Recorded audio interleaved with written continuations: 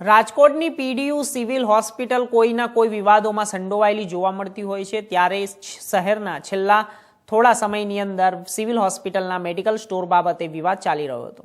તો આ તકે વાત કરીએ તો રાજકોટની પીડીયુ સિવિલ હોસ્પિટલમાં છેલ્લા ઘણા વર્ષોથી ટેન્ડર પ્રક્રિયા વગર જ ચાલતા સુવિધા મેડિકલ સ્ટોર બાબતે લાંબા સમયથી વિવાદ ચાલતો હતો, જે અંગે સિવિલ હોસ્પિટલમાં મેડિકલ સ્ટોર માટે છેલ્લા 2012ની સાલમાં ટેન્ડર બહાર પાડવામાં આવ્યું હતું, જે ટેન્ડરની મુદત 3 વર્ષની હતી. આ ટેન્ડરની પ્રક્રિયા પૂરી થતાં 2012માં મેડિકલ સ્ટોર પૂર્વ કેન્દ્રીય મંત્રી વલ્લભ કથરિયાના ભાઈ છગન કથરિયાને 3 વર્ષ માટે ચલાવવા માટે આપવામાં આવ્યું હતું.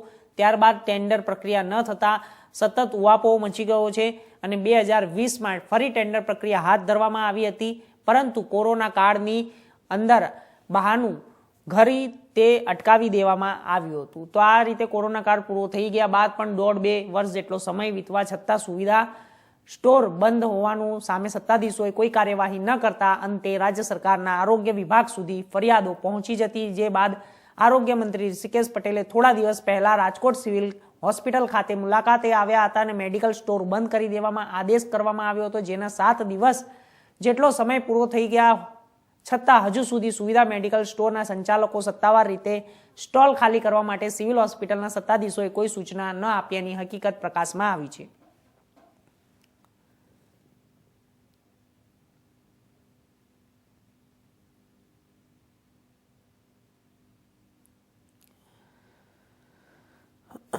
રાજકોટના પીડીયુ સિવિલ હોસ્પિટલના કોઈ વિવાદોમાં સંડોવાયેલી જોવા મળતી હોય છે, ત્યારે છેલ્લા થોડા સમયની સિવિલ હોસ્પિટલ મેડિકલ સ્ટોર બાબતે વિવાદ ચાલી રહ્યો હતો. આ તકે વાત કરીએ તો રાજકોટની પીડીયુ સિવિલ હોસ્પિટલમાં છેલ્લા ઘણા વર્ષોથી ટેન્ડર પ્રક્રિયા વગર જ ચાલતા સુવિધા મેડિકલ સ્ટોર બાબતે લાંબા સમયથી વિવાદ ચાલતો હતો, જે અંગે સિવિલ હોસ્પિટલમાં મેડિકલ સ્ટોર માટે છેલ્લે 2012ની સાલમાં ટેન્ડર બહાર પાડવામાં આવ્યું હતું. ટેન્ડરની મુદત 3 વર્ષની હતી અને આ સાથે 2012માં મેડિકલ સ્ટોર પૂર્વ કેન્દ્રીય મંત્રી વલ્લભ કથરિયાના ભાઈ છગન કથરિયાને 3 વર્ષ માટે આપવામાં આવ્યો હતો. ત્યારબાદ ટેન્ડર પ્રક્રિયા ન થતાં સતત ઉહાપોહ મચી ગયો હતો અને 2020માં ટેન્ડર પ્રક્રિયા ફરી હાથ ધરવામાં આવી હતી, પરંતુ કોરોના કાળનું બહાનું આવી દેતા તે અટકાવી દેવામાં આવ્યું હતું અને કોરોના કાળ પૂરો થાય અને 1.5-2 વર્ષ થઈ ગયા છે, તો તેને હવે મેડિકલ સ્ટોર હજુ પણ બંધ કરાવવા સત્તાધીશોએ કોઈ કાર્યવાહી ન કરતા તે અંગે રાજ્ય સરકારના આરોગ્ય વિભાગ સુધી ફરિયાદો પહોંચી હતી.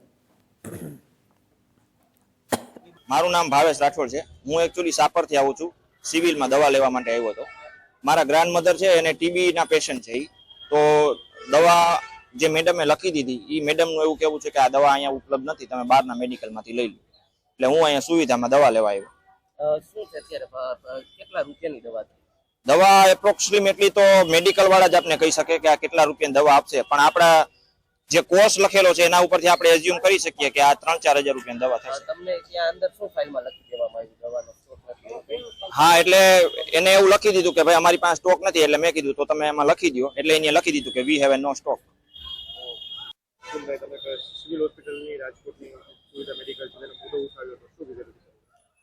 છેલ્લા ઘણા સમયથી આ ટીઆરપી ગેમ ઝોનનું જે કૌભાંડ થયું અને જે અધિકારીઓ અને ભાજપના નેતાઓની જે મિલીભગત આવી, એ મુજબ રાજકોટ શહેર કોંગ્રેસ સમિતિ અને પ્રદેશ કોંગ્રેસ સમિતિના આગેવાનો એક મોહિમ ઉપાડી છે, એક આંદોલન ચાલુ કર્યું છે. પ્રજાના એ પ્રશ્નોમાં કોંગ્રેસ સમપક્ષ છે લડશે. એ મુદ્દામાં અમે રાજકોટ સિવિલ હોસ્પિટલમાં ગેરકાયદેસર રીતે ટેન્ડર પૂરું થયા પછી પણ આ મેડિકલ સ્ટોર ચાલુ છે એ બાબતે અમને ખબર પડતા અમે અહીંયા તપાસ કરી.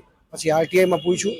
2006માં ટેન્ડર થયા પછી 2009માં ટેન્ડર પૂરું થઈ ગયું છે. આજે ગેરકાયદેસર રીતે ટેન્ડર ચાલુ છે. આ ટેન્ડરને બંધ કરવા માટેની અથવા રીટેન્ડર કરાવવાની અમે રાજકોટ શહેર કોંગ્રેસ સમિતિ વતી માંગણી કરી હતી. એના અનુસંધાને આ કાર્યવાહી થઈ છે. છેલ્લે લાસ્ટ હમણાં આરોગ્ય મંત્રી શ્રી આવ્યા, એમને પણ આ બધી મુદ્દાઓને અમારી રજૂઆતને ધ્યાને લઈ અને કડક સૂચના આપી છે કે તાત્કાલિક આ મેડિકલ સ્ટોરને બંધ કરવો પડે. પરંતુ આ સિવિલ હોસ્પિટલના અધિકારીઓ આ ભાજપના આગેવાનોના ભાઈઓના મળતિયાઓના જે કાંઈ મેડિકલ સ્ટોર છે એને બચાવવાની હવા ત્યાં મારી રહ્યા છે. એ થઈ શકવાનું નથી. કાયદેસર રીતે આનું કોઈ ટેન્ડર થવાનું નથી. હવે ફરીથી ડોક્ટર વલ્લભભાઈ કથિરિયાના ભાઈ છે છગનભાઈ. તો વલ્લભભાઈ કથિરિયાને આ બાબતમાં ખબર છે કે નહીં ખબર એ બચારાને નથી ખ્યાલ, પણ એમના ભાઈ છે એ નામે બધી ગેરકાયદેસર પ્રવૃત્તિઓ ચલાવી રહ્યા એવું લાગે છે. આ ગેરકાયદેસર રીતે ટેન્ડર ચાલે છે. આ ટેન્ડર હવે થવાનું નથી અને સુવિધા મેડિકલ સ્ટોરને કાયદાકીય રીતે બંધ કરવું અનિવાર્ય છે અને રાજકોટ શહેર કોંગ્રેસ સમિતિ આ ગેરકાયદેસર ચાલતા ટેન્ડરને બંધ કરાવ્યા વગર જંપવાનું નથી. લોકોને પણ આનાથી મુશ્કેલી પડી રહી છે. આ મોટી મુશ્કેલી લોકોને એ પડે છે કે સરકારી હોસ્પિટલના અધિકારીઓ ડોક્ટરો જ્યારે એની ટ્રીટમેન્ટની દવાઓ એવી લખીને આપે છે કે જે સિવિલ હોસ્પિટલના મેડિકલ સ્ટોરમાં ન હોય એટલે ફરજિયાત એ લોકોને આ મેડિકલ સ્ટોરમાં માલ લેવા આવવું પડે છે. એટલે સામાન્ય જનતાને જે મળવાપાત્ર દવાઓ સિવિલ હોસ્પિટલમાં મળવી જોઈએ એ નહીં મળીને કૌભાંડ આચરવાના મુદ્દે આ સિવિલ હોસ્પિટલમાં દવા મળતી એવી દવાઓનો ઉલ્લેખ પ્રિસ્ક્રિપ્શનમાં લખી દે છે અને એના કારણે આ મેડિકલ સ્ટોરને ગેરકાયદેસર ફાયદો અપાવવાની કોશિશ સરકારી અધિકારીઓ દ્વારા કરવામાં આવી રહી છે. હવે શું માંગ છે તમારી, કેવા પગલાં લેવા? અમે તો એક જ માંગ છે અમારી કે કાયદેસર રીતે આ મેડિકલ સ્ટોરને તાત્કાલિક બંધ કરવો અને અત્યાર સુધીમાં જે આમાં આરએમઓ હોય કે જે સુપ્રિન્ટેન્ડન્ટ લોકોની સમય દરમિયાન આ ગેરકાયદેસર રીતે મેડિકલ સ્ટોર ચાલ્યો છે એની સામે પણ કાયદેસરની કાર્યવાહી કરવી અને પ્રજાની નુકસાની જે આવી છે આર્થિક નુકસાની હોય કે જે કાંઈ નુકસાની એ લોકોની નુકસાની કેમ ભરપાઈ કરવી એની પણ આમાં કાયદેસરની કાર્યવાહી કરવી જોઈએ. અવારનવાર વિવાદોના વંટોળમાં સંપળાયેલ રાજકોટ સિવિલ હોસ્પિટલ ફરી એકવાર વિવાદમાં આવી છે. ત્યારે મારી પાછળના દ્રશ્ય જોઈ રહ્યા છો તે રાજકોટ જે સિવિલ હોસ્પિટલ છે તેની સુવિધા મેડિકલના છે. આ જે મેડિકલ સ્ટોર છે તેના ઉપર થોડા સમય પહેલા કોંગ્રેસ રાજકોટ શહેર કોંગ્રેસ છે તેના આગેવાનો દ્વારા એક આક્ષેપ લગાવવામાં આવ્યો હતો કે આ જે સુવિધા મેડિકલ છે તેનું ટેન્ડર ઘણા વર્ષોથી રીટેન્ડર નથી થયું અને એક જૂના ટેન્ડરથી તે ચાલી રહ્યું છે.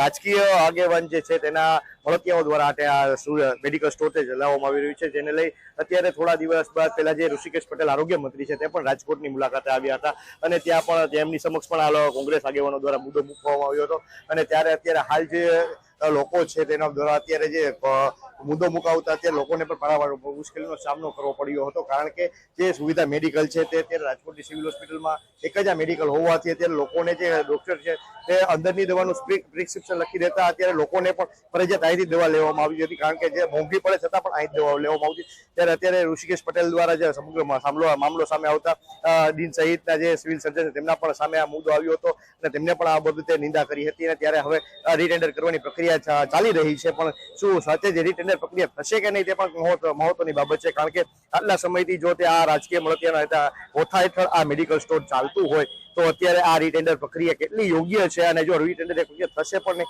તે પણ એક મહત્વની બાબત છે. પ્રતિક લીંબાણી, ઇન્ડિયા ન્યૂઝ, રાજકોટ.